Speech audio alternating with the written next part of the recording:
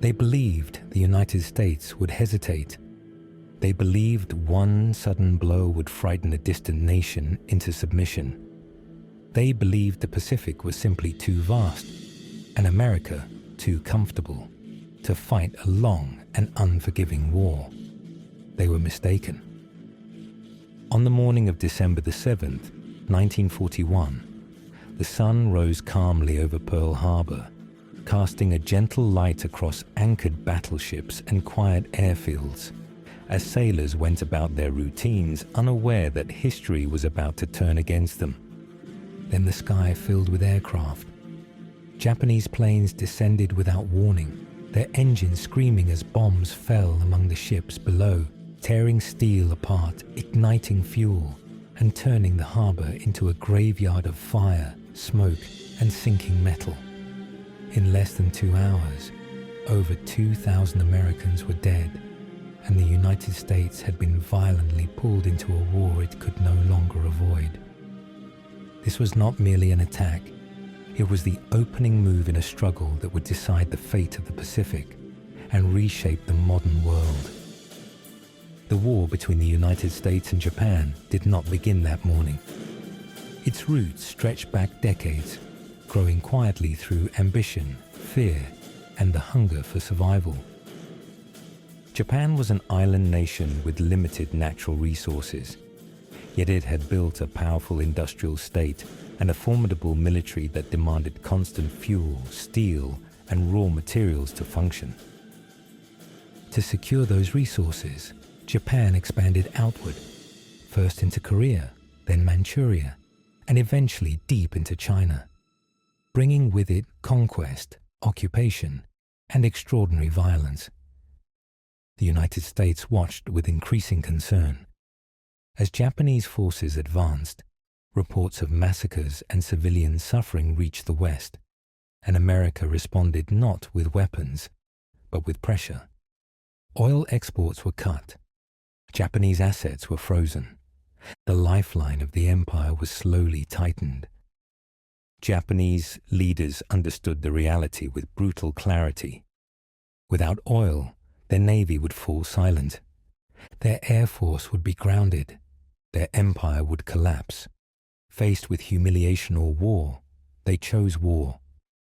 Pearl Harbor was intended to break American will, to strike so hard and so suddenly that the United States would accept defeat before the real fighting began. Instead, it awakened something far more dangerous. Though the damage was severe, Japan failed to destroy America's aircraft carriers, the true heart of modern naval warfare. And within a day, President Franklin Roosevelt stood before Congress and declared that the United States would fight. The industrial power of America was unleashed. Factories transformed overnight. Shipyards worked without rest. An entire nation turned toward war. At first, Japan appeared unstoppable. American and Allied forces were driven back across the Pacific. The Philippines fell after a desperate defense. Singapore collapsed, stunning the British Empire. Island after island passed into Japanese hands.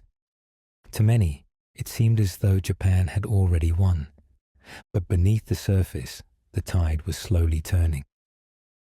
In the spring of 1942, American bombers struck Tokyo itself. Launched from an aircraft carrier in a daring raid that caused little physical damage, yet immense psychological shock. For the first time, Japan felt vulnerable. Determined to end the threat, Japanese commanders planned a decisive battle near a small, isolated atoll known as Midway. What they did not know was that American codebreakers were listening. In June 1942, the trap was set, but it was Japan that walked into it. Outnumbered American pilots flew mission after mission under withering fire, many never returning, until a brief moment of opportunity appeared. American dive bombers found the Japanese carriers fully loaded with fuel and munitions, their decks crowded and exposed. In a matter of minutes, 3 carriers were engulfed in flames. A fourth soon followed.